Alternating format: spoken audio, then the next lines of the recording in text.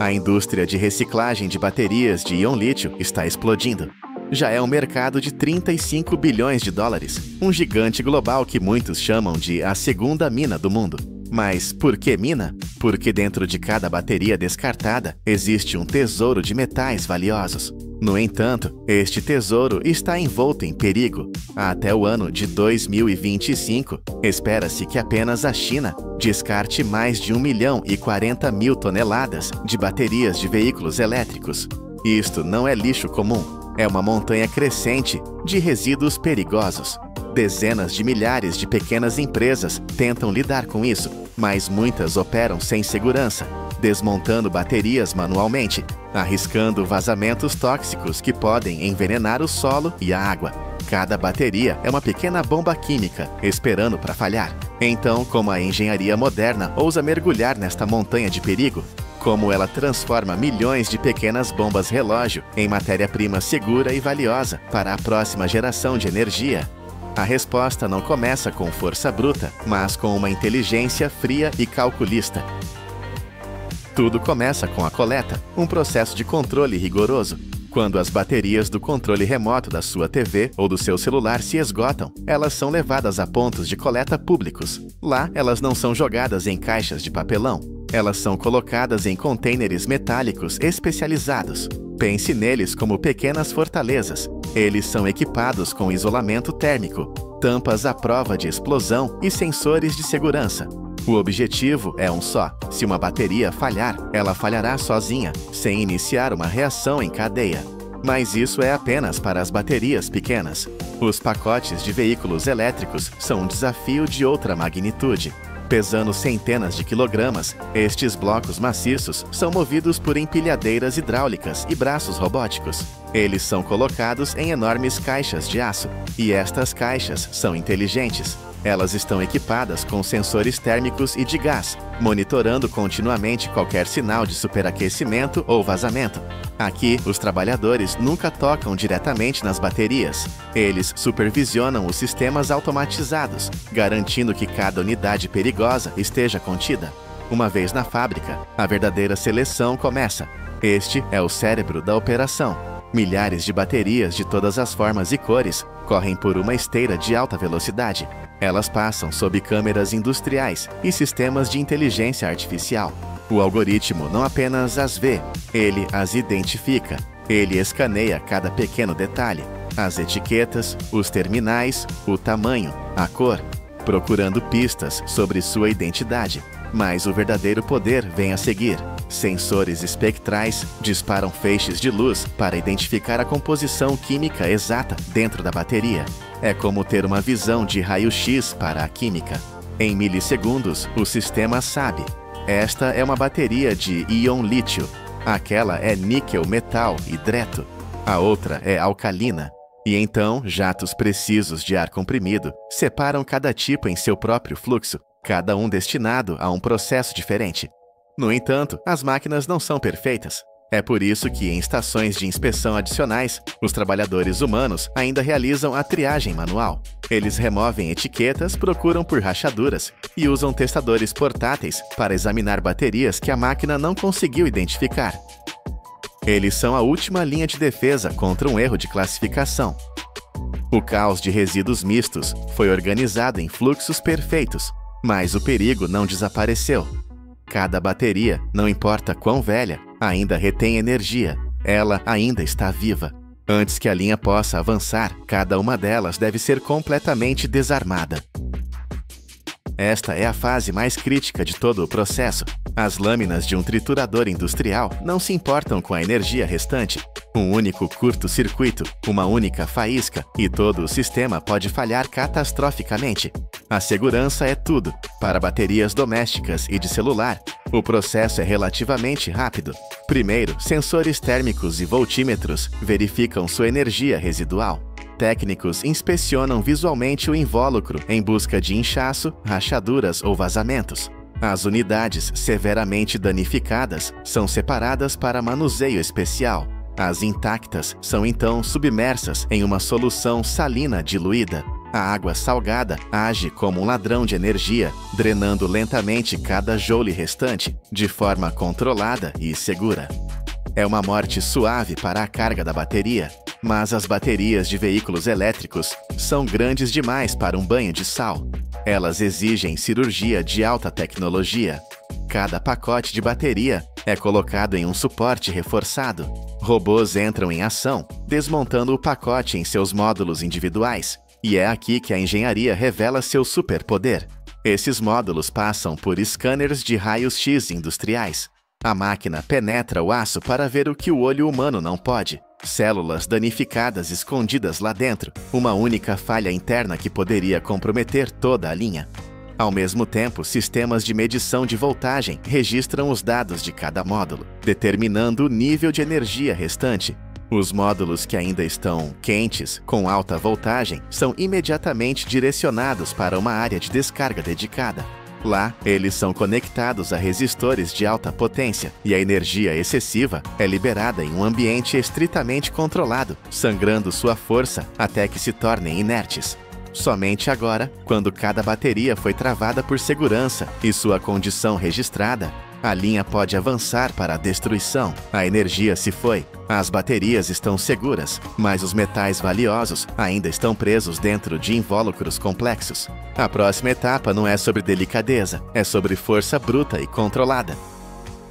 O som é ensurdecedor, um rugido trovejante de aço contra aço que reverbera por toda a instalação. Os pacotes de bateria, alguns pesando centenas de quilos, são alimentados em um sistema de trituração industrial selado. No centro desta etapa está uma câmara de aço espesso. Lá dentro, eixos rotativos equipados com lâminas de liga de aço giram em alta velocidade, gerando uma força imensa. Em um instante, as baterias são agarradas, rasgadas e pulverizadas, reduzidas a uma mistura de fragmentos. Mas o verdadeiro segredo, a garantia de segurança contra o fogo, é o ar que respiramos, ou, neste caso, a sua ausência. Todo o processo de trituração acontece em uma atmosfera de gás inerte. O oxigênio é bombeado para fora e substituído por nitrogênio. Sem oxigênio, não pode haver fogo. É uma bolha de segurança química que impede que a menor faísca se torne uma explosão. O que sai do outro lado não é lixo, é um fluxo de recursos liberados. Uma mistura de metais, plásticos e um fino pó preto. Este pó preto é o tesouro, é a mina pela qual todos estão aqui. É incrivelmente rico em lítio, cobalto e níquel. A separação deste caos de fragmentos começa imediatamente. A corrente de material passa por uma cadeia de separação contínua. Primeiro, eletroimãs poderosos puxam todo o ferro e aço para fora da mistura. Em seguida, separadores de correntes parasitas criam um campo magnético que literalmente empurra o alumínio e o cobre para seus próprios canais. Telas vibratórias gigantes separam os fragmentos por tamanho, recuperando o valioso pó fino. Frações leves como plásticos e papel isolante são removidas por flotação, flutuando na água, enquanto os metais mais pesados afundam. O aço está separado, o alumínio e o cobre estão separados. Mas o verdadeiro prêmio, o pó preto, ainda é uma mistura química complexa. Para separar seus componentes, precisamos deixar o mundo da mecânica e entrar no mundo da química molecular. Existem dois caminhos para purificar o pó preto: água e fogo. O primeiro caminho é a hidrometalurgia. É a química em sua forma mais paciente e precisa. A massa negra é dissolvida em enormes tanques de solução ácida. Dentro desses tanques, bombas de circulação, sensores de pH e temperatura controlam o ambiente com precisão de laboratório. O objetivo é a precipitação seletiva. Imagine adicionar um ingrediente à água salgada, que faz com que apenas o sal caia para o fundo, e depois outro ingrediente que faz com que apenas o magnésio caia. É exatamente isso que acontece aqui, mas para metais muito mais valiosos. Através de estágios seletivos, o lítio, o cobalto e o níquel saem da solução, um por um, na forma de sais metálicos puros. O segundo caminho é a pirometalurgia. Este é o método da força bruta, um processo de fundição de alta temperatura que atinge milhares de graus Celsius. Em fornos a arco elétrico, a mistura é derretida até se tornar um líquido incandescente. O calor intenso força a separação por densidade. A mistura derrete e se divide em camadas. Uma camada de escória, ou impurezas, flutua no topo, enquanto a camada de metal fundido valioso, níquel, cobre e cobalto, afunda. Seja através da solução ácida ou do calor extremo do forno, o resultado é o mesmo. O material caótico é transformado em fluxos de metais puros. O resíduo perigoso tornou-se um recurso valioso e controlado. O ciclo está quase completo. Agora, esta matéria-prima pura deve renascer. O renascimento de uma bateria não termina com a recuperação dos metais. É aqui que começa a produção de novas baterias. Primeiro, o corpo. Bobinas de aço, muitas vezes feitas do próprio aço recuperado, são alimentadas em linhas de estampagem contínuas. Prensas de alta velocidade cortam, dobram e moldam o metal em invólucros cilíndricos compactos. Este não é apenas um recipiente, é a estrutura mecânica da célula, a primeira barreira contra vazamentos químicos. Câmeras industriais monitoram continuamente, rejeitando qualquer invólucro com arranhões ou deformações microscópicas. Paralelamente, a alma da bateria é criada, as camadas de cátodo e ânodo, e aqui o ciclo se fecha. Parte do dióxido de manganês, níquel ou zinco usados aqui pode vir diretamente das fontes recicladas que acabamos de ver. A montagem é uma dança mecânica de alta precisão. A linha automatizada ganha vida. Primeiro, a mistura do cátodo é dosada em cada invólucro de aço. Um eixo de prensagem desce, compactando o pó firmemente contra as paredes para garantir uma densidade de energia perfeita. Em seguida, a mistura do ânodo é injetada no núcleo. Braços robóticos colocam o coletor de corrente central. O passo final é a vedação. Uma tampa de aço é colocada na abertura e uma prensa de crimpagem desce com força imensa, travando-a firmemente. A célula está unificada e selada. Cada bateria passa então por medição de voltagem e testes rigorosos de vazamento antes de ser rotulada.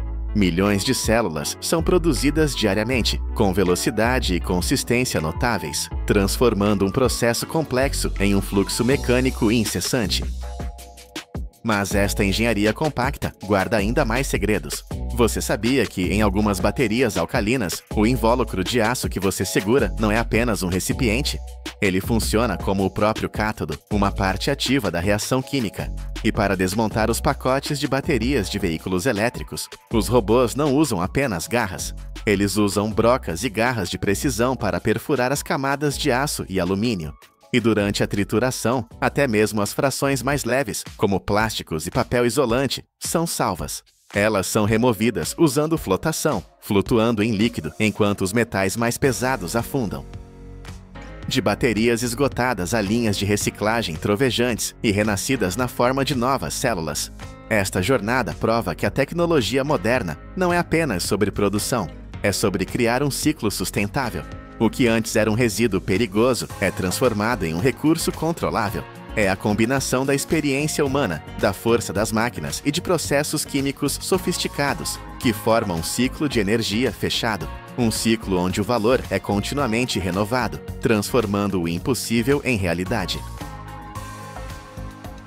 O mármore, vemo-lo em todo o lado, em palácios, em museus, em cozinhas de luxo. É um símbolo de riqueza, de arte, de algo que dura para sempre. Mas alguma vez se perguntou como é que se consegue isto? Uma laje perfeitamente lisa, brilhante como um espelho? A resposta não é bonita. Não começa com um artista. Começa com uma batalha. Para extrair um único bloco desta pedra, os engenheiros têm primeiro de declarar guerra a uma montanha. Têm de remover 70 pés de terra completamente inútil, 21 metros. É a altura de um edifício de 7 andares. 7 andares de argila, pedra e lixo, que têm de ser pulverizados com explosivos, apenas para conseguir chegar à pedra que interessa. E este é só o primeiro passo. O verdadeiro desafio, o verdadeiro milagre da engenharia é como pegar num colosso de 40 toneladas, arrancado desta montanha, e transformá-lo numa laje tão perfeita que um defeito que nem sequer se vê a olho nu a torna completamente inútil. Esta não é apenas a história de uma pedra bonita, é a história de uma engenharia brutal, de uma paciência inacreditável e de um risco que pode custar tudo. O primeiro obstáculo chama-se sobrecarga. É a pele exterior da montanha, uma camada espessa de quase 70 pés de argila, lodo e entulho. Esta camada não tem qualquer valor comercial, mas protege o mármore como uma fortaleza. Para atravessar, a única opção é a força bruta. Equipas de perfuração criam uma grelha de buracos profundos, que são depois carregados com cargas de explosivos cuidadosamente medidas. Isto não é uma demolição caótica, é uma cirurgia com dinamite. Ouve-se a sirene de aviso. Um momento de silêncio, e depois a montanha explode, o chão treme, uma nuvem de pó branco sobe e tapa o céu. Milhares de toneladas de terra e pedra são arrancadas, caindo pelas paredes da pedreira. Quando o pó assenta, a veia de mármore está finalmente exposta, mas aqui a estratégia muda. Os explosivos que limparam o caminho não podem tocar no mármore. Um impacto demasiado forte e o prêmio ficaria estilhaçado. Agora, a força bruta dá lugar à precisão absoluta. A nova ferramenta é um fio. Pode parecer simples, mas é um cabo de aço com vários pés de espessura, incrustado com a coisa mais dura do planeta, diamantes industriais. Este fio é passado através de buracos perfurados com exatidão, formando um laço. A máquina liga-se. Ouve-se um zumbido agudo e constante. O fio de diamante começa a serrar a pedra. Ao mesmo tempo, a água é bombeada para dentro do corte. A água tem duas missões. Arrefece o fio para que não derreta e lava a pasta de mármore, o pó fino que se forma. O corte é agonizantemente lento, centímetro a centímetro. À medida que a ranhura se torna mais profunda, os trabalhadores inserem macacos hidráulicos. Com uma força silenciosa de centenas de toneladas, começam a empurrar. Ouve-se um gemido profundo, o som da pedra a render-se. Finalmente, o bloco de 40 toneladas, tão alto como um edifício de 3 andares, separa-se da montanha. Um bloco de 40 toneladas está livre, mas agora é um problema de 40 toneladas. É o peso de 30 carros médios ou 6 elefantes adultos. Não se pode simplesmente arrastá-lo. O risco de o partir é demasiado alto. Por isso, primeiro tem de ser movido com extremo cuidado para um pátio de espera, uma zona plana e segura dentro da própria pedreira. É aqui que entram os verdadeiros gigantes. Gruas de lagartas pesadas, máquinas desenhadas para levantar pesos impossíveis, posicionam-se. Correntes de aço maciças, com elos do tamanho da cabeça de um homem, são presas ao bloco. Ouve-se o motor da grua a esforçar-se, um rugido profundo. A tensão nas correntes é total. O operador da grua tem de ser um mestre. Com uma precisão milimétrica, o colosso de pedra é erguido do chão. O bloco é então cuidadosamente baixado sobre um veículo que mal parece um caminhão. É um reboque de plataforma baixa com múltiplos eixos. Por que tantos eixos e tantas rodas? Para distribuir o peso, 40 toneladas concentradas em poucas rodas destruiriam qualquer estrada. Mas distribuídas por dezenas de rodas, o peso torna-se controlável. O bloco é preso com mais cintas. As verificações de segurança são feitas 2, 3 vezes. E então a viagem começa. É a viagem mais lenta que se pode imaginar. O caminhão move-se a passo de caracol, subindo as estradas íngremes da montanha. Cada curva é um desafio de logística. Cada descida testa os travões ao limite. Este comboio lento está a transportar a matéria-prima da sua casa geológica para a fábrica, onde a verdadeira magia vai começar. O bloco de 40 toneladas chega à fábrica. O ar aqui não cheira a pó e explosivos, cheira a pedra molhada e a metal. O bloco é colocado numa plataforma de corte e preso. Grampos hidráulicos gigantes fixam-no com uma força imensa. Se ele se mover 1 milímetro durante o corte, todas as lajes sairão tortas. A máquina que o espera chama-se Gang Saw, ou serra de quadros. É uma estrutura enorme, capaz de suportar o bloco. Mas a sua parte mais importante é uma moldura gigante que segura dezenas de lâminas paralelas. Como os dentes de um pente gigante, a máquina arranca com um rugido rítmico e ensurdecedor. Para a frente e para trás, para a frente e para trás. É um ritmo hipnótico e brutal. As lâminas cobertas de abrasivos industriais começam a descer, milímetro a milímetro, sobre o bloco de 2 metros de espessura. Ao mesmo tempo, um banho de água e areia abrasiva jorra sobre o corte. Esta lama ajuda as lâminas a morder a pedra. O ruído é inacreditável, e isto continua, e continua. Para cortar um único bloco de mármore, esta máquina pode levar entre 12 a 20 horas. Pense nisto, um dia de trabalho inteiro, ou mais, a serrar uma única pedra. A paciência é a ferramenta mais importante nesta fábrica. Finalmente, após quase um dia, as lâminas atravessam o bloco. O que era um cubo sólido é agora um baralho de cartas gigante, um conjunto de lajes de pedra, cada uma pesando centenas de quilos. Mas estas lajes estão mortas, estão baças, ásperas ao toque. A sua cor é pálida, estão cobertas pela lama cinzenta do corte. A beleza pela qual o mármore é famoso ainda está escondida. Agora começa a transformação. Braços robóticos entram em ação. Não há mãos humanas aqui. As lajes são demasiado pesadas e delicadas. Ventosas de vácuo gigantes descem, agarram a laje com um silvo e levantam-na no ar. O robô coloca a laje na linha de polimento. É um longo túnel de transformação. A laje desliza para debaixo da primeira estação, um conjunto de cabeças rotativas. Estas cabeças estão equipadas com discos abrasivos. O processo começa com grãos grosseiros, como uma lixa muito forte. O som é horrível, o som de pedra a ser violentamente raspada. A laje avança. A segunda estação tem discos com grãos mais finos. O som muda, torna-se mais agudo. A terceira estação, grãos ainda mais finos. A laje passa por, no mínimo, 7 ou 8 etapas de lixagem. Cada etapa remove os arranhões da etapa anterior, tornando a superfície cada vez mais lisa. E durante todo este tempo, água. Toneladas de água arrefecem os discos e lavam a pasta de mármore. Finalmente, a última estação. Não usa grãos. Usa um composto de polimento especial. As cabeças giram a alta velocidade e, de repente, acontece a magia. O espelho aparece. Onde havia pedra cinzenta e baça, há agora uma superfície profunda, brilhante, que reflete a luz. A cor explode. Os veios escondidos durante milhões de anos são finalmente revelados. A laje brilha, parece perfeita, mas para este mercado de luxo, parecer não vale absolutamente nada. O defeito mais perigoso, o que pode custar milhões, é o defeito que não se consegue ver. A laje, agora polida, desliza para uma câmara escura. É o sistema de inspeção a laser. Feixes de luz vermelha varrem a superfície. O laser está a fazer o que o olho humano não consegue. Está a medir a planura e a procurar microfissuras.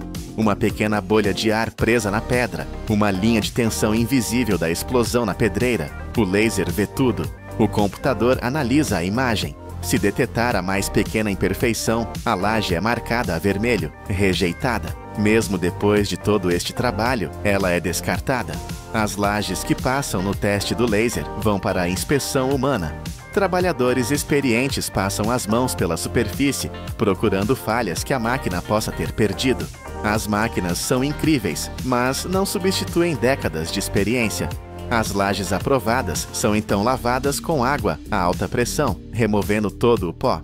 Agora a embalagem. Cada laje pode pesar mais de 400 ou 500 quilos. São levantadas por gruas robóticas e empilhadas em paletes de aço, mas não podem tocar umas nas outras. O contacto pedra com pedra seria fatal. Por isso, os trabalhadores inserem folhas de espuma ou borracha entre cada laje. O conjunto é apertado com cintas de aço e enviado para os projetos mais luxuosos do mundo. Mas nem todo o mármore se torna num chão de hotel.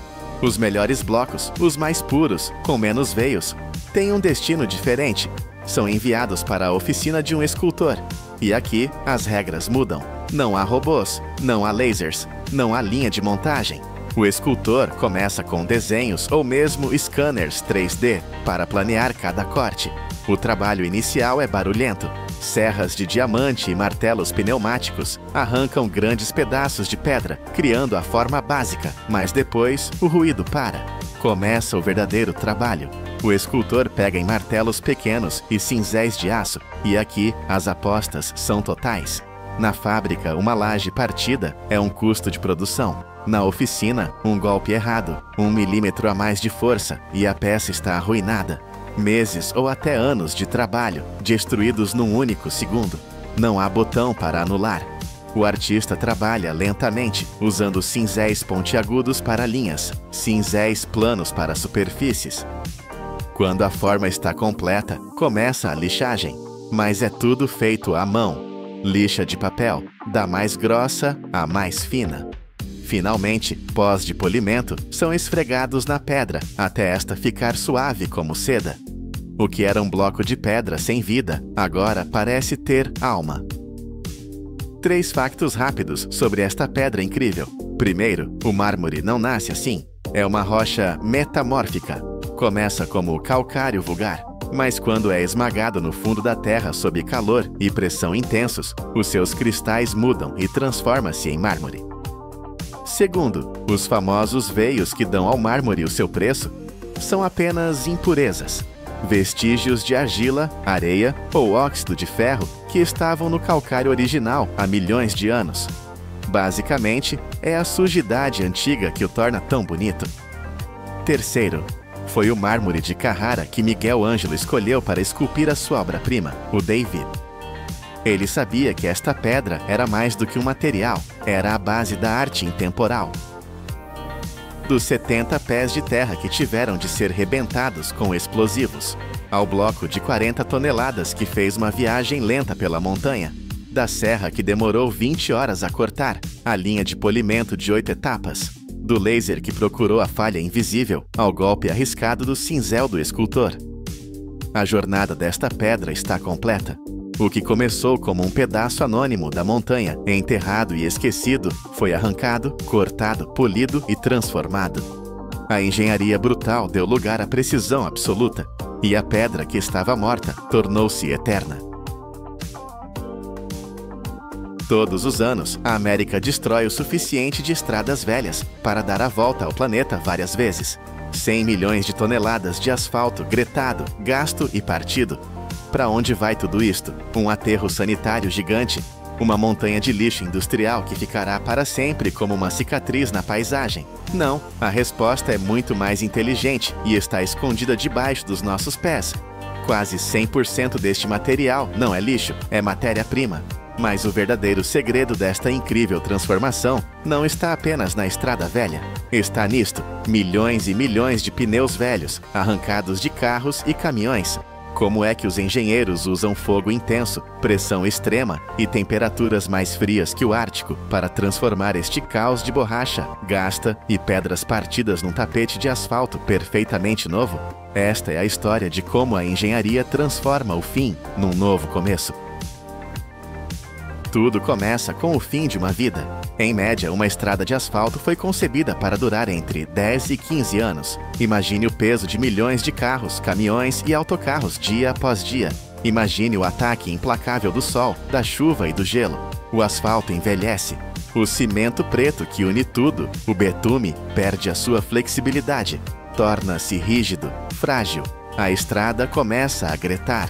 A estrada começa a morrer. Quando remendar já não funciona, começa a fase 1 da renovação. Mas isto não é uma demolição caótica, é uma cirurgia industrial. Primeiro, equipas especializadas usam serras rodoviárias. As suas lâminas, incrustadas com diamantes industriais ou carboneto, cortam o pavimento como um bisturi. Elas criam linhas de fronteira precisas, a uma profundidade de 2 a 4 polegadas. Isto impede que a fratura se espalhe para o asfalto que ainda está bom. É um corte limpo. Depois da precisão cirúrgica, vem a força bruta controlada. Martelos pneumáticos gigantes entram em ação. Alimentados por 80 a 100 psi de pressão de ar, eles desferem milhares de golpes por minuto. Ouve-se o som ensurdecedor do metal a atingir a pedra. Esta força é suficiente para partir as lajes mais espessas, mais calibrada para não destruir a fundação por baixo. O asfalto velho é separado, pedaço a pedaço. Finalmente, as pás carregadoras avançam. Com uma facilidade que parece impossível, elas levantam o material partido.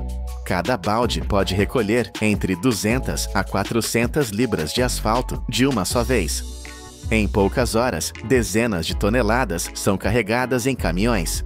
E aqui está um detalhe crucial. Cada caminhão é pesado. Recebe um número de lote e a sua zona de escavação é registrada. Isto já não é lixo. tem rastreabilidade. É agora um recurso valioso, conhecido na indústria como RAP, pavimento asfáltico recuperado. Mas nesta forma, ainda é inútil. Tem de ser levado para a fábrica para ser totalmente desconstruído. Na central de reciclagem, os caminhões despejam a sua carga de RAP em enormes tremonhas de alimentação. O material é agora uma mistura caótica de lajes gigantes, pedras pequenas, pó e, por vezes, lixo. O primeiro passo é a triagem. O RAP move-se ao longo de um tapete vibratório. A vibração separa a terra solta e os detritos mais finos, que caem através de uma grelha. Depois, o RAP passa por baixo de um predador industrial, um eletroímã maciço. Suspenso sobre o tapete, este ímã tem uma força incrível. Arranca instantaneamente qualquer sucata de metal escondida no material.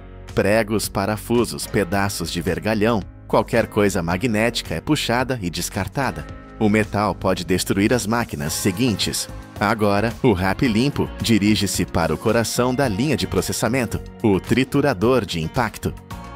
Esta máquina é uma maravilha da engenharia de força. No seu interior, martelos de aço maciço, pesando centenas de quilos cada, estão montados num rotor. Este rotor gira a uma velocidade alucinante, 1.800 rotações por minuto, 1.800 vezes a cada 60 segundos. O RAP é atirado para dentro desta câmara e é pulverizado por esta força implacável. O objetivo não é apenas partir as pedras. O impacto violento separa o betume antigo e endurecido dos agregados de pedra. Asas de impacto ajustáveis dentro da câmara garantem que nada sai até ter o tamanho certo. O resultado é um fluxo constante de partículas perfeitamente calibradas, com um tamanho controlado entre meia polegada e 2 polegadas. O que entrou como entulho caótico sai como um recurso uniforme e valioso. Uma única central pode processar entre 100 e 300 toneladas deste material por hora. O agregado está agora limpo, classificado e tem o tamanho certo, mas ainda está morto. O betume antigo está rígido e inativo. Para o trazer de volta à vida, é preciso fogo. O RAP triturado é agora transportado para a fase mais quente do processo, o secador de tambor rotativo. Imagine um cilindro de aço gigante, com dezenas de metros de comprimento, ligeiramente inclinado e a girar lentamente. O RAP entra por uma extremidade. Pela outra, um queimador maciço, alimentado a gás natural ou óleo combustível, dispara um fluxo de ar superaquecido. A temperatura no interior atinge os 250 a 300 graus Fahrenheit. Aqui, o controlo é tudo. As apostas são muito altas. Se o material aquecer demasiado, o betume, que é a base de petróleo, simplesmente queima, oxida e torna-se inútil. Se aquecer de menos, a umidade não evapora e o betume não amolece. Por isso, as centrais modernas usam um sistema genial de duplo tambor. O RAP não toca na chama direta. Em vez disso, é aquecido pelo ar quente que flui através dele. À medida que o tambor gira, aletas no interior levantam o RAP e deixam-no cair através da corrente de ar quente, criando uma cortina de material. Pode-se quase sentir o cheiro. A umidade evapora-se instantaneamente. O betume antigo e cinzento começa a amolecer, começa a brilhar. O que entrou como pedra cinzenta e morta sai pela outra extremidade como um agregado preto, brilhante e reanimado. O asfalto antigo está quase pronto para a sua segunda vida, mas para a receita perfeita da estrada do futuro, falta um componente: o ingrediente secreto. Todos os anos, o mundo descarta milhares de milhões de pneus. São um dos maiores problemas de resíduos do planeta. Foram concebidos para serem indestrutíveis. Mas para um engenheiro de estradas, esta indestrutibilidade é uma virtude. Se conseguirmos triturar pneus e misturá-los no asfalto, a estrada herda essa elasticidade e durabilidade. Mas como se destrói algo concebido para não ser destruído? A resposta é ciência de ponta: trituração criogênica. Os pneus velhos são recolhidos e limpos. O aço das cintas é removido. Depois, os pedaços de borracha são mergulhados em nitrogênio líquido. O nitrogênio líquido arrefece a borracha para temperaturas negativas extremas. A borracha, normalmente elástica, torna-se subitamente dura e quebradiça como vidro. Neste estado frágil, ela é enviada para moinhos de martelos. O que antes absorveria o impacto, agora estilhaça-se em milhares de pedaços minúsculos. O resultado é um pó fino e uniforme, chamado borracha granular, crumb rubber. Este processo é incrivelmente eficiente. De cada tonelada de pneus velhos, a central produz entre 700 a 800 quilos de borracha granular padronizada. Este pó preto não é lixo. É um aditivo de alta tecnologia que irá tornar o asfalto mais forte, mais silencioso e mais resistente a fissuras. Agora temos todas as peças. Estamos no coração da central, o tambor misturador. É aqui que a receita multimilionária é preparada. É uma dança de temperaturas e proporções. Primeiro, o agregado virgem, pedra nova, acabada de extrair, entra num secador separado. É aquecido muito mais, até 300 ou 350 graus Fahrenheit. Este agregado superaquecido funciona como um motor térmico. Depois, todos os ingredientes encontram-se no misturador. O agregado virgem superaquecido, o RAP, já quente do seu próprio secador, e a borracha granular. O calor intenso da pedra nova transfere-se para o RAP, ativando completamente o betume antigo. As pás dentro do misturador giram, misturando tudo num caldeirão violento e controlado. A proporção de RAP numa mistura padrão é de 20 a 50%, mas em centrais avançadas, eles adicionam rejuvenescedores, compostos químicos especiais que restauram a elasticidade perdida do betume antigo. Com estes, a proporção de RAP pode disparar até aos 70%. A borracha granular funde-se na mistura, criando o asfalto emborrachado. Todo o processo é monitorizado por sensores de temperatura e fluxo. Finalmente, a mistura final, uma massa preta, fumegante e homogênea, é descarregada num silo quente. Este silo funciona como uma garrafa térmica gigante, mantendo o asfalto a uns constantes 275 graus Fahrenheit, impedindo que arrefeça. A mistura perfeita está pronta. Caminhões basculantes com caçambas pré-aquecidas alinham-se por baixo. Eles são carregados e partem imediatamente para o local da construção. A partir deste segundo, começa a corrida mais importante de todas, a corrida contra o tempo. No local da obra, a equipa de pavimentação está pronta. O caminhão basculante despeja a sua carga fumegante na tremonha da pavimentadora de asfalto. A temperatura da mistura ainda está entre 270 a 300 graus Fahrenheit. A máquina avança e um sem fim distribui o asfalto uniformemente. Na parte de trás, uma placa de ferro pesada e aquecida, chamada mesa, alisa o asfalto, criando uma camada com a espessura exata, geralmente entre 1,5 polegadas e 3 polegadas. Mas o asfalto ainda está macio e cheio de ar. Imediatamente atrás da pavimentadora, vêm os rolos. Esta é a fase mais crítica de todo o processo. Primeiro, rolos de aço vibratórios. O seu peso maciço e a vibração forçam as pedras a encaixarem-se, removendo o ar e dando a compactação inicial. Logo atrás deles, vêm os rolos pneumáticos, máquinas estranhas com múltiplas rodas de borracha. Eles amassam a superfície, selando os poros e garantindo uma coesão perfeita. Mas toda esta operação tem um inimigo, a temperatura. A equipa tem uma janela muito curta. Todo o trabalho de compactação tem de estar terminado antes que a temperatura do asfalto desça abaixo dos 180 graus Fahrenheit. Abaixo desse ponto crítico, o betume começa a endurecer demasiado. Perde a sua capacidade de colar. Se os rolos passarem sobre ele, podem fraturar a ligação em vez de selar. O trabalho é perdido. A equipa move-se com uma precisão militar. O vapor sobe da estrada negra, enquanto os rolos dão as passagens finais. Eles conseguiram. Em apenas algumas horas, a estrada que era lixo endurece e está pronta para o tráfego. Mas a história ainda não acabou. Sabia que só nos Estados Unidos os veículos percorrem mais de 3,2 trilhões de milhas por ano. Isso é uma exigência que requer manutenção constante. Sabia que a adição de borracha de pneu ao asfalto não só o torna mais duradouro contra fissuras, como também reduz o ruído da estrada, tornando as viagens mais silenciosas? E sabia que a economia global ligada a este material que pisamos todos os dias o asfalto, está avaliada em mais de 300 mil milhões de dólares. 100 milhões de toneladas de asfalto velho, milhões de pneus gastos que pareciam ter chegado ao fim da sua vida. Onde antes víamos lixo, a engenharia viu uma oportunidade. Já não é o fim de um ciclo, é um ciclo fechado. Desde a remoção cirúrgica, passando pelo rugido do triturador a 1.800 rotações por minuto, pelo fogo controlado do rejuvenescedor e pela ciência fria da trituração criogênica. O resultado é este, um tapete preto perfeito, mais forte, mais silencioso e mais sustentável do que antes. É a prova clara de como a engenhosidade humana pode pegar nos resíduos de ontem e transformá-los, literalmente, no caminho para o amanhã. E permite-nos conduzir, uma e outra vez, sobre as estradas que um dia deitamos fora. Mais de 20 bilhões de dólares.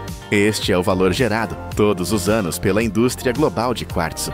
Mas o que é exatamente este material? É uma pedra? Sim, mas não apenas. É um produto de engenharia? Também. É considerado quase imortal na Terra, mas não nasce assim. Ele é feito de algo tão comum como quartzo triturado e resina, essencialmente um tipo de plástico líquido. Então, como é que uma mistura de pedra comum e cola plástica se transforma numa indústria de 20 bilhões de dólares, cobiçada para cozinhas e interiores de luxo em todo o mundo? O segredo não está nos ingredientes, está no processo. É uma batalha industrial contra um inimigo invisível, o ar. Qualquer bolha de ar, por menor que seja, é um ponto fraco, uma falha à espera de acontecer. A verdadeira magia é um ritual de engenharia que usa vácuo extremo, vibrações de alta frequência e centenas de toneladas de pressão para esmagar esta mistura até a sua forma mais densa e perfeita. Hoje vamos entrar numa das maiores fábricas de quartzo dos Estados Unidos para descobrir como a força bruta e a precisão de Micron transformam montanhas em arte funcional. A jornada começa num lugar que parece tudo menos uma cozinha de luxo. Começa em Minas a céu aberto, onde o próprio terreno é esculpido em gigantescos terraços escalonados. Geólogos e engenheiros usam mapas minerais e dados topográficos para identificar as áreas exatas com a maior concentração de quartzo puro. Assim que o local é aprovado, as máquinas colossais entram em ação. Plataformas de perfuração cortam a rocha, preparando o caminho. Escavadoras pesadas, com pás tão grandes que poderiam engolir um carro, cravam os seus dentes de aço na face da montanha, arrancando pedaços maciços de quartzo bruto. O ar enche-se com o rugido ensurdecedor dos motores.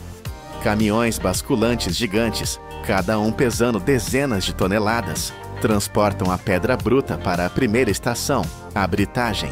Aqui, a força implacável assume o controlo. A rocha de quartzo é alimentada em mandíbulas de aço que a esmagam com uma violência controlada. Mas isto é apenas o começo. A pedra partida é peneirada e depois enviada para britadores secundários, onde é pulverizada repetidamente. O objetivo é transformar blocos do tamanho de um homem num fluxo de cristais refinados, alguns com apenas alguns milímetros de tamanho. O que antes era uma montanha sólida é agora um rio de matéria-prima brilhante, pronta para a fábrica. Depois de trituradas e rigorosamente separadas por tamanho, toneladas deste quartzo chegam à área de mistura. É aqui que a receita de 20 bilhões de dólares é preparada. Cada lote de material é despejado num misturador industrial maciço, um gigante de aço resistente ao desgaste. E isto é crucial. Um sistema de dosagem automatizado controla a proporção exata de partículas. São precisas partículas grandes para dar estrutura e resistência, partículas médias para preencher as lacunas e partículas finas para garantir que a superfície final seja incrivelmente suave. Quando o quartzo está pronto, a supercola da engenharia é bombeada para dentro, uma resina de poliéster especial. Esta não é uma resina comum. É uma fórmula projetada para uma força de ligação excepcional e alta resistência ao calor. Quando esta resina endurecer, ela formará um esqueleto de polímero durável, uma rede microscópica que agarra e bloqueia cada grão de quartzo. Dependendo do design, é também nesta fase que a arte é adicionada à ciência. Pigmentos são injetados para dar cor. Pequenos pedaços de vidro ou fragmentos de espelho são misturados para criar efeitos reflexivos e profundidade. Todo o processo de mistura acontece num ambiente selado, como um cofre. E aqui temos uma antevisão do segredo principal. Um sistema de vácuo começa a sugar o ar de dentro do misturador. Remover o ar agora torna a mistura mais pura e prepara-a para o evento principal que se segue. As pás giram em alta velocidade, garantindo que cada grão de pedra seja uniformemente revestido pela resina. Quando a mistura atinge o estado úmido perfeito, o sistema para e descarrega este composto, agora pronto para tomar forma. A mistura de quartzo e resina, que agora parece uma areia molhada e pesada, é transferida para a estação de espalhamento. A placa começa a nascer. Primeiro, um filme de polietileno é cuidadosamente estendido sobre um molde de aço. Isto age como o papel vegetal num tabuleiro de ir ao forno. Impede que a mistura colhe e garante que a superfície inferior da placa saia perfeitamente lisa. Um sistema de dosagem automatizado liberta a mistura sobre uma correia transportadora vibratória, formando uma camada uniforme. Acima dela, barras de nivelamento mecânicas movem-se para a frente e para trás, numa dança hipnótica, espalhando o material. Isto não é feito a olho. Sensores a laser integrados e balanças eletrônicas medem a espessura em tempo real, ajustando o fluxo. A precisão é tão alta que a variação da espessura é mantida dentro de centésimos de polegada, mais fino do que a espessura de um cartão de crédito. Agora a tecnologia encontra a arte. Para criar as veias que imitam o mármore natural, uma máquina CNC, controlo numérico computadorizado, maciça, entra em ação. É um artista robótico. Os seus bicos movem-se ritmicamente pela superfície, injetando pigmento em sulcos finos que a própria máquina esculpe na mistura úmida. O resultado é uma série de veios fluidos que parecem ter sido formados pela natureza ao longo de milênios. Para os designs mais exclusivos, no entanto, a mão humana ainda é insubstituível. Artesãos qualificados usam pequenas ferramentas de metal para arrastar e misturar os pigmentos manualmente, introduzindo irregularidades subtis que uma máquina nunca conseguiria replicar. Neste ponto, temos a forma e o padrão. Mas sejamos claros, isto ainda é apenas uma camada solta de areia molhada e pegajosa. É fraca. Se secasse assim, partir-se-ia com um simples golpe. Agora, a placa semi-acabada move-se para o coração da fábrica. É aqui que a verdadeira transformação acontece, no evento principal, a vibrocompressão a vácuo. A placa é coberta com outro filme de polietileno e colocada dentro de uma câmara de compressão hermeticamente selada. E então, 3 forças da engenharia são libertadas de uma só vez. Força número 1, o vácuo. Bombas de vácuo de alta potência rugem e começam a sugar todo o ar de dentro da câmara. É como um saco de vácuo espacial, mas numa escala industrial. Cada bolha de ar, cada micro vazio preso entre os grãos de quartzo é violentamente extraído. Lembrem-se, o ar é o inimigo, o vácuo elimina-o. Força número 2, a pressão. Quando a câmara atinge a pressão negativa ideal, uma prensa hidráulica maciça desce. Ela aplica uma força esmagadora de milhares de libras por polegada quadrada. É o equivalente a empilhar dezenas de elefantes em cima de uma única placa. Esta pressão força cada partícula de pedra a aproximar-se. Força. Número 3. A vibração. Ao mesmo tempo que a prensa esmaga, toda a base começa a vibrar em alta frequência. Não está apenas a ser pressionada, está a ser agitada. É como abanar um frasco de berlindes para garantir que não fica absolutamente nenhum espaço vazio. A vibração força os grãos mais pequenos a encaixarem-se perfeitamente entre os maiores. Vácuo, pressão e vibração. Em apenas alguns minutos, o que era um composto solto torna-se uma placa de quartzo sólida, incrivelmente densa e completamente uniforme. A batalha contra o ar foi ganha. Ao sair da câmara de imprensa, a placa está sólida, mas a resina, a supercola, ainda não está totalmente curada. A estrutura molecular ainda está instável. A placa precisa de ser cozida. Cada placa é colocada dentro de um forno de cura especializado, ou câmara térmica. A temperatura aqui é mantida entre 93 e 121 graus Celsius. Este calor, aplicado ao longo de várias horas, não serve para secar. Serve para ativar a polimerização. Pense nisto como o fecho final. O calor força as cadeias moleculares da resina a ligarem-se permanentemente umas às outras e as partículas de quartzo. Elas formam uma rede trancada e termicamente estável. É isto que dá à placa a sua resistência final ao calor e a sua durabilidade lendária. Mas o processo não acaba aqui. Depois de cozida, a placa não pode simplesmente sair para o ar frio. O risco é o choque térmico. Arrefecer demasiado depressa faria com que ela se partisse de dentro para fora. Por isso, as placas são movidas para uma câmara selada, onde são arrefecidas de forma lenta e controlada, permitindo que o material se estabilize por completo. Agora, a placa é quase indestrutível, mas ainda não é bonita. As bordas estão ásperas da prensagem e a superfície está baixa, sem brilho. É hora de lhe dar o acabamento espelhado. As placas são transferidas para a área de corte e polimento. Primeiro, máquinas de corte automatizadas, equipadas com serras de ponta de diamante, cortam as bordas. Apenas o diamante, o material mais duro conhecido, é suficientemente forte para cortar esta nova pedra de engenharia. O corte é preciso, com uma tolerância de menos de 1,5 milímetros. Depois, a placa passa pela linha de polimento. É como uma lavagem de carros de alta tecnologia, mas em vez de sabão, usa diamantes. Múltiplas cabeças de polimento, equipadas com discos de diamante, passam pela superfície.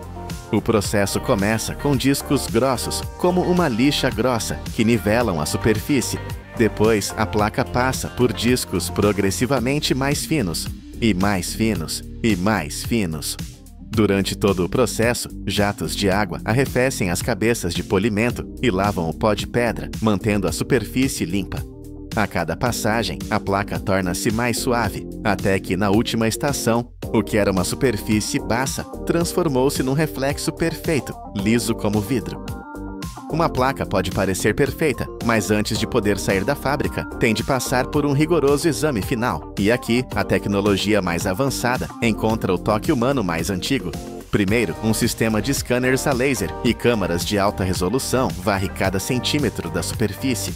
Procura microfissuras, variações de cor ou pequenas imperfeições que o olho humano poderia falhar. Mas a máquina não é tudo. Imediatamente a seguir, técnicos humanos inspecionam cada placa. Eles não olham apenas, eles sentem. Passam suavemente as palmas das mãos pela superfície para sentir o nivelamento, o brilho e a suavidade. O laser detecta falhas que não podemos ver, mas a mão humana pode sentir imperfeições que o laser pode ignorar. Qualquer placa que mostre o mais pequeno defeito é imediatamente rejeitada. As placas aprovadas recebem um filme protetor para evitar riscos. Depois, são cuidadosamente levantadas e colocadas verticalmente em armações de metal. Estas armações são forradas com borracha, atuando como amortecedores para proteger as placas de vibrações durante o transporte. Afinal, uma única lasca na borda pode arruinar uma placa que vale milhares. De pedras brutas, arrancadas violentamente de uma montanha, até placas polidas que brilham nas nossas casas. Aquele valor de 20 bilhões de dólares não é apenas o preço da pedra, é o preço do processo. É o custo de travar uma guerra contra o invisível, contra o ar, o calor e o acaso. É por isso que este mercado cresce mais de 8% todos os anos. É por isso que mais de 70% de todo o quartzo de engenharia do mundo é usado para criar as bancadas e superfícies que definem os espaços modernos. O que vemos não é apenas uma placa, é a prova de que a engenharia e a arte, quando unidas pela força de milhares de toneladas, podem criar ordem a partir do caos e beleza a partir do pó da terra. E se eu lhe dissesse que o segredo para as casas mais quentes está escondido dentro da pedra mais fria, e que esta tecnologia nasceu dos cabelos de uma deusa vulcânica há mais de 1000 anos, no coração do Oceano Pacífico? Parece uma lenda. Mas e se essa mesma lenda pudesse ser recriada hoje, em fábricas tão grandes que parecem cidades, onde a rocha é derretida a uma temperatura mais quente que a lava? Imagine um material tão poderoso que, por trás de uma fina camada, é possível ler um jornal tranquilamente, enquanto do outro lado um lança-chamas com mais de 1200 graus tenta, sem sucesso, atravessá-lo. Esta não é uma história de magia, mas de uma engenharia tão épica que transforma o próprio alicerce do nosso planeta numa armadura invisível para as nossas casas. A nossa jornada começa num lugar onde a terra é rasgada para revelar os seus segredos mais antigos: as pedreiras. Aqui, o ingrediente principal não é argila nem areia, mas sim basalto e dolomite, rochas vulcânicas escuras e densas, nascidas do fogo primordial que moldou os continentes. Elas são a matéria-prima, o ADN de pedra do nosso produto final. Mas para chegar a elas, é preciso primeiro mover montanhas, literalmente. Escavadoras colossais, cujas pás poderiam engolir um carro pequeno, removem a camada superficial de terra com uma precisão surpreendente. Cada metro cúbico de solo é cuidadosamente guardado, destinado a ser usado mais tarde para devolver a vida a esta paisagem ferida. A cada secção de 3 metros de terra removida, cerca de 1.600 toneladas de basalto puro são expostas, como o esqueleto de um gigante adormecido. É aqui que a força bruta se encontra com a ciência exata. Perfuradoras industriais, com brocas de aço endurecido, penetram na rocha a uma velocidade de quase 1,5 metro por minuto. O seu rugido ensurdecedor ecoa pela pedreira, enquanto criam uma grelha de poços profundos. A disposição destes furos não é aleatória. É uma matriz calculada ao milímetro para garantir que a explosão que se segue seja controlada, eficiente e segura. Uma vez que a grelha está completa, entre 15 a 30 poços são carregados com emulsões explosivas. Sob a supervisão de engenheiros de detonação, um silêncio tenso cai sobre a pedreira. Então, com um único comando eletrônico, o poder contido é libertado. O chão treme violentamente, mas a explosão não é caótica. É uma onda de choque precisa que fratura a rocha ao longo das suas linhas de tensão naturais, libertando entre 15.000 e 25.000 toneladas de pedra numa única detonação. Quando a nuvem de poeira assenta, revela uma nova paisagem de rocha partida, pronta para a próxima fase. É aqui que a logística implacável entra em cena.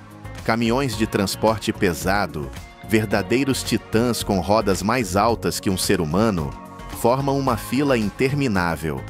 As escavadoras carregam-nos sem parar, e cada carga é pesada eletronicamente. Num dia de produção máxima, mais de 400 caminhões podem sair da pedreira, um fluxo constante que transporta até 9.000 toneladas de pedra por dia. Este rio de rocha flui em direção às instalações de processamento, onde britadores primários com mandíbulas de aço do tamanho de um homem esmagam os blocos maiores em pedaços, com menos de 25 centímetros.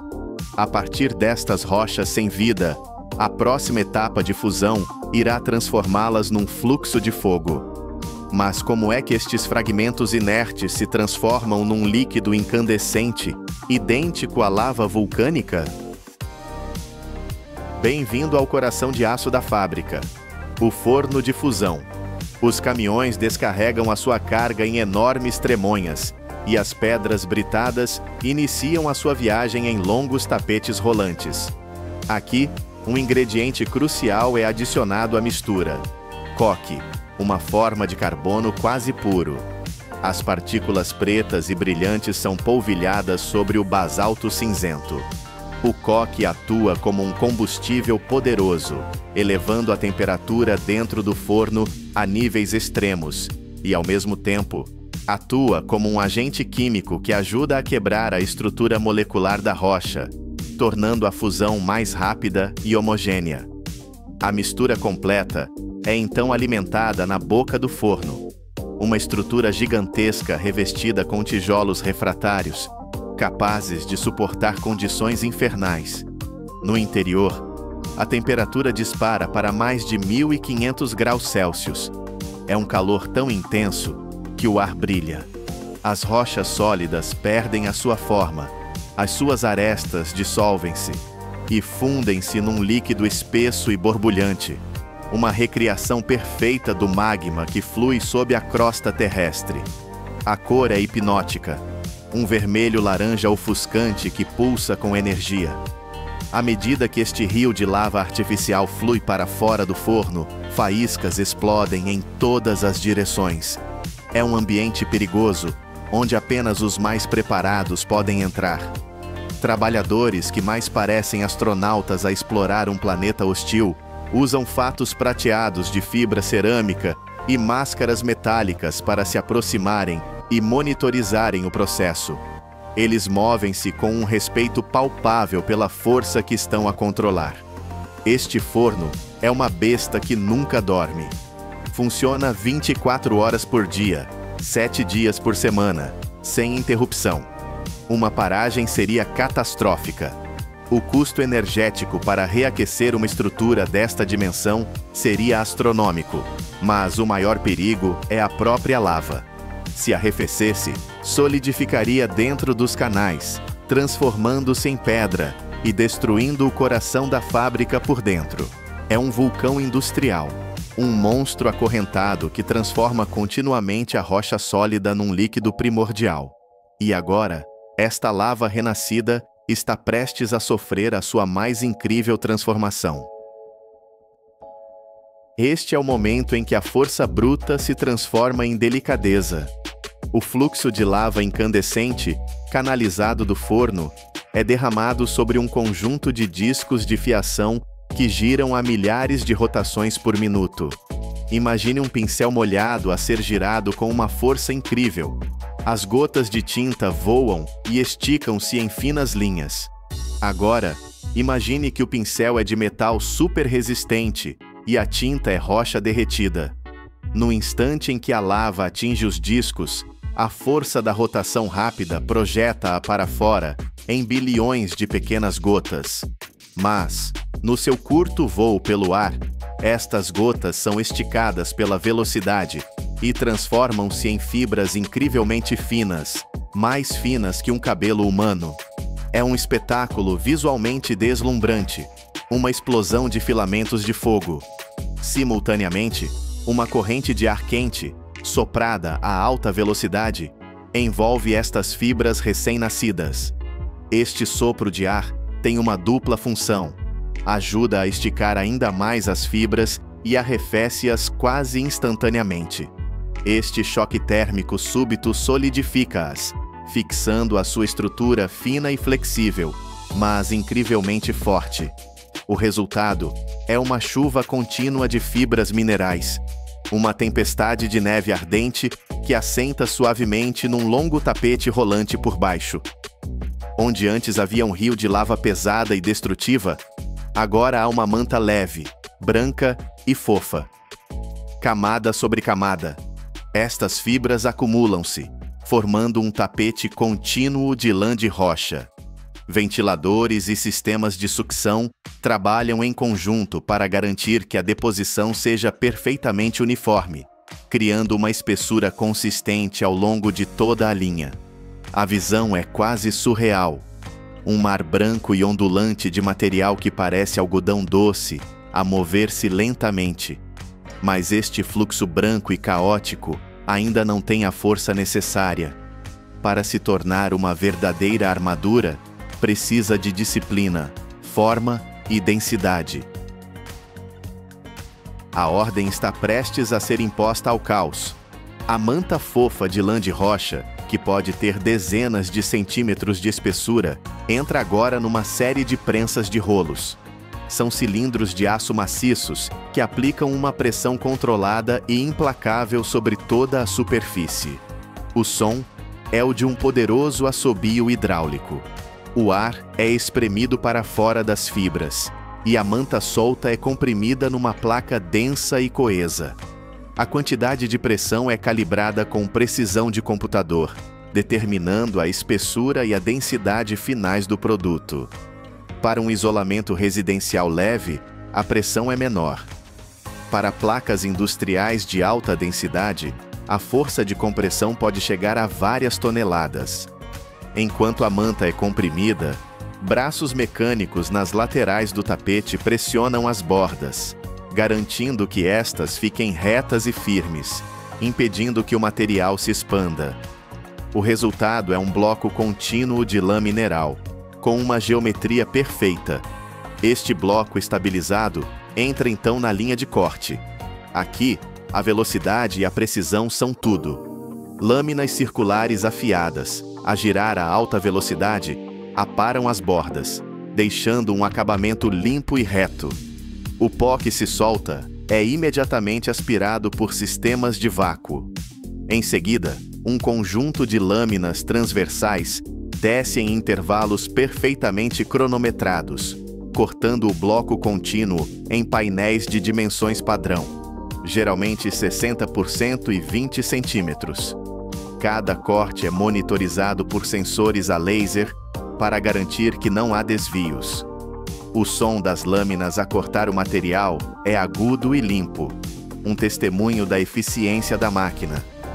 Onde antes havia um mar desordenado de fibras, agora existem pilhas perfeitas de placas de isolamento, prontas para serem embaladas. Mas esta incrível armadura de pedra tem um concorrente formidável. Nascido não da força primordial das montanhas, mas da inteligência da reciclagem. Existe outra fábrica, outro processo, que alcança um resultado semelhante, mas começando de um ponto totalmente diferente. É o mundo da lã de vidro, onde o herói da história é algo que todos nós deitamos fora: o vidro. Até 80% da matéria-prima usada aqui é vidro reciclado. Garrafas de bebidas, frascos de comida, janelas partidas e para-brisas de carros velhos. Tudo isto é recolhido, limpo e triturado em pequenos fragmentos chamados casco de vidro. Caminhões descarregam toneladas deste material em silos gigantes. O resto da mistura é composto por areia, carbonato de sódio e outros minerais. Mas o vidro reciclado é a estrela. Esta abordagem não só reduz drasticamente a quantidade de lixo em aterros, como também poupa uma enorme quantidade de energia, pois o vidro reciclado derrete a uma temperatura mais baixa do que as matérias-primas virgens. A mistura é levada para um forno semelhante ao da lã de rocha, onde é aquecida a cerca de 1400 graus Celsius. O vidro transforma-se num líquido dourado e viscoso. Este vidro derretido flui então para afiadores especiais, discos que giram a velocidades extremas. A base de cada afiador é perfurada com milhares de orifícios microscópicos. A força da rotação empurra o vidro líquido através destes orifícios, criando filamentos ultrafinos, como se estivesse a fazer esparguete de vidro. Uma vez formadas as fibras, elas são pulverizadas com um aglutinante, uma espécie de cola especial, frequentemente à base de açúcares vegetais. No início, este aglutinante é transparente e a manta de fibra de vidro é naturalmente branca. Mas o passo seguinte muda tudo. A manta passa por um longo forno de cura, onde o calor coze o aglutinante. É como a caramelização do açúcar. O aglutinante endurece, ligando as fibras umas às outras e dando ao material a sua cor característica: amarelo, laranja ou, mais famosamente, rosa. A semelhança dos processos é notável, mas a cor tornou-se uma assinatura tão poderosa que uma empresa a defende ferozmente em tribunal. Por trás desta produção massiva, escondem-se detalhes surpreendentes. A ideia da lã de rocha, por exemplo, não foi inventada numa fábrica. Foi inspirada num fenômeno natural raro no Hawaii. Após as erupções, o vento forte por vezes estica a lava em voo, criando fibras finas e douradas que os habitantes locais chamam de cabelos de pele, em honra da sua deusa dos vulcões. No mundo da lã de vidro, a cor tornou-se uma identidade. A empresa americana Owens Corning é tão famosa pelo seu isolamento cor-de-rosa que, em 1987, conseguiu o impensável. Registrou a cor rosa como marca comercial para isolamento.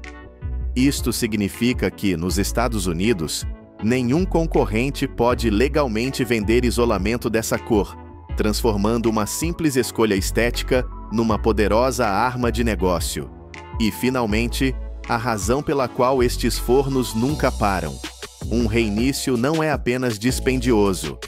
A lava, ao solidificar, expande-se com uma força imensa, capaz de rachar os tijolos refratários e destruir o forno por dentro. É uma besta que, uma vez acordada, não pode voltar a adormecer. E assim voltamos ao início. Um homem protegido apenas por uma fina placa de lã de rocha lê um jornal, indiferente ao lança-chamas que ataca o outro lado. Dentro das paredes das nossas casas, trava-se uma batalha invisível. Uma batalha onde o fogo das montanhas e a memória do vidro reciclado se tornam os nossos guardiões silenciosos contra o frio, o calor e o ruído. São processos que espelham a fúria dos vulcões para nos trazer paz e conforto. Da próxima vez que sentir o calor da sua casa num dia de inverno ou a frescura num dia de verão, lembre-se. Lembre-se que por trás dessa parede simples existe uma força da natureza domada, uma tempestade de fogo e pedra transformada na armadura invisível que nos protege do mundo. Você já se perguntou o que há em comum entre o smartphone que você usa todos os dias para ver vídeos e o caça supersônico que rompe a barreira do som a quilômetros de altura? A resposta é um metal. Mas não um metal qualquer. É um material nascido do fogo e do vácuo, tão resistente que protege submarinos nas profundezas esmagadoras do oceano, e tão puro que o corpo humano o aceita como se fosse seu. Este é o titânio, um elemento que nos rodeia, mas cuja origem é uma das sagas industriais mais épicas da humanidade.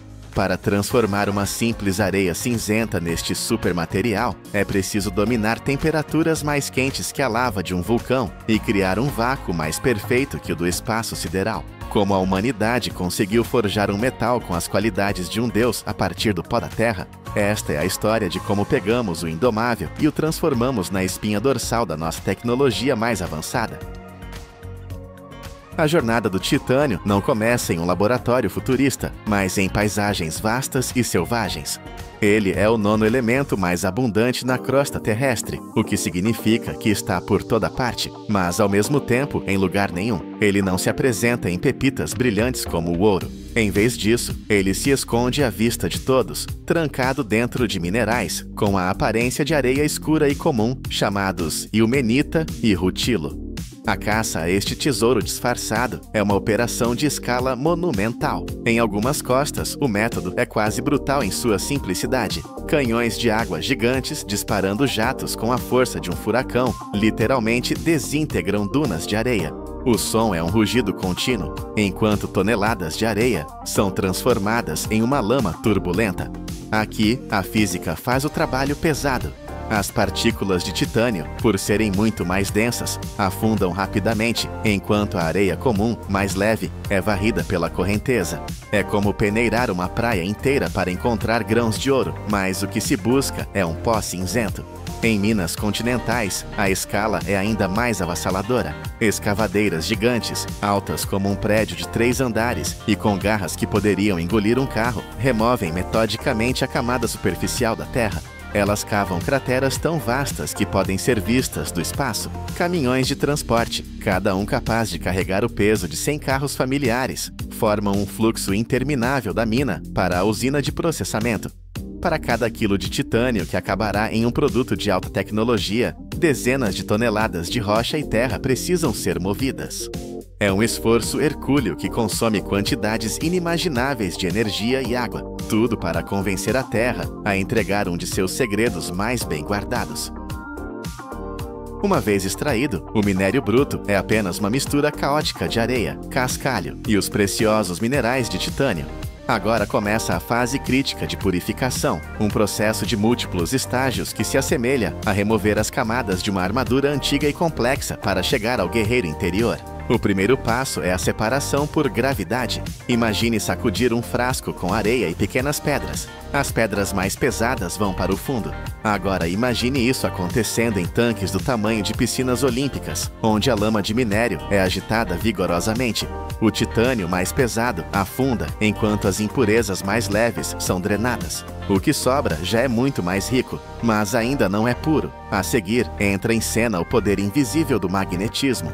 O concentrado passa por esteiras rolantes sob eletroimãs gigantes, tão potentes que poderiam levantar um carro. Esses ímãs atuam como um pente fino, arrancando qualquer partícula de ferro que tenha se misturado ao minério. O ferro é um inimigo da força do titânio, e até mesmo um traço minúsculo poderia comprometer o lote inteiro. Finalmente, a etapa mais sutil, a flotação. Isso é pura alquimia química. O concentrado é misturado em tanques com água e reagentes especiais. Esses reagentes têm uma propriedade curiosa. Eles se agarram às impurezas como a sílica, mas ignoram o titânio. Em seguida, bolhas de ar são injetadas no tanque. As impurezas, agora envoltas pelos reagentes, pegam carona nas bolhas e sobem à superfície, formando uma espuma que é simplesmente raspada e descartada. O que permanece no fundo é um pó escuro e denso, agora com mais de 90% de dióxido de titânio puro. A areia suja e sem valor foi transformada em uma matéria-prima estratégica, pronta para enfrentar o fogo. Cada etapa é uma batalha pela pureza, onde a menor falha pode significar o desastre. Temos agora um pó de uma pureza incrível, mas ainda é apenas um pó, uma promessa de metal. Para despertá-lo para lhe dar forma e força, é necessário um ritual de fogo e química, um processo tão engenhoso que mudou a metalurgia para sempre, o processo Kroll. Este processo não acontece em fornos abertos, mas em reatores de aço selados, como cofres gigantes. Dentro, a atmosfera é preenchida com gás argônio inerte, porque o titânio quente é tão reativo que até mesmo o ar o contaminaria. Primeiro, o pó de dióxido de titânio é aquecido a cerca de 1000 graus Celsius e exposto a gás cloro. Essa reação o transforma em um líquido, o tetracloreto de titânio. Agora vem o momento mágico. Magnésio derretido, um metal ainda mais reativo, é introduzido no reator. Aqui acontece uma troca violenta no nível atômico. O magnésio, com sua maior afinidade química, arranca os átomos de cloro do titânio, libertando o titânio puro para existir por conta própria. É uma dança química, onde um metal se sacrifica para libertar outro. Durante horas, o titânio puro se deposita lentamente nas paredes frias do reator. Quando o processo termina e o reator é aberto, o que sai não é um lingote brilhante e liso, é um bloco cinza, poroso e surpreendentemente leve, com uma textura que lembra uma esponja marinha ou um pedaço de coral. É a esponja de titânio. É feia, quebradiça e cheia de vazios, deixados pelo cloreto de magnésio que foi removido. Mas não se engane pela aparência. Este é o nascimento do metal. É a primeira vez que o titânio assume sua forma metálica. Ainda é um embrião, imperfeito e bruto, mas o coração do supermetal já começou a bater. A esponja de titânio é o metal em sua forma mais crua, cheia de impurezas e vazios.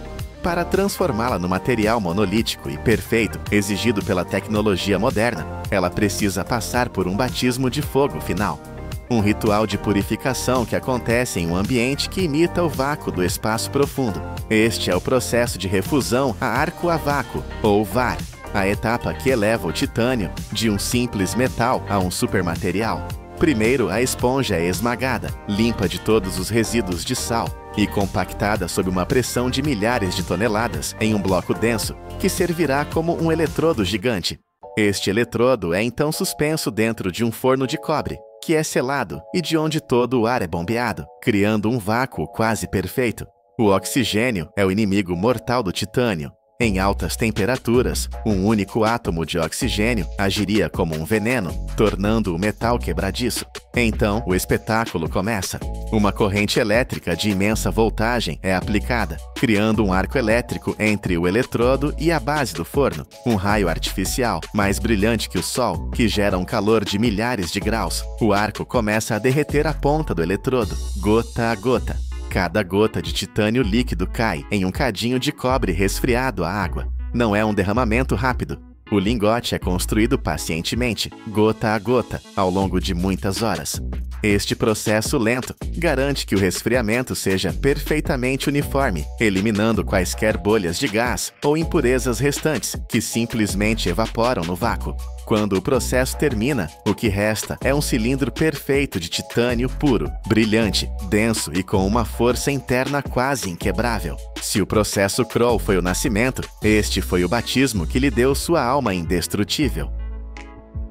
O lingote agora é perfeito em sua pureza, mas ainda é apenas um bloco bruto de metal. Para se tornar útil, ele precisa ser moldado, um processo que combina a força de um gigante com a precisão de um cirurgião. A transformação começa no calor.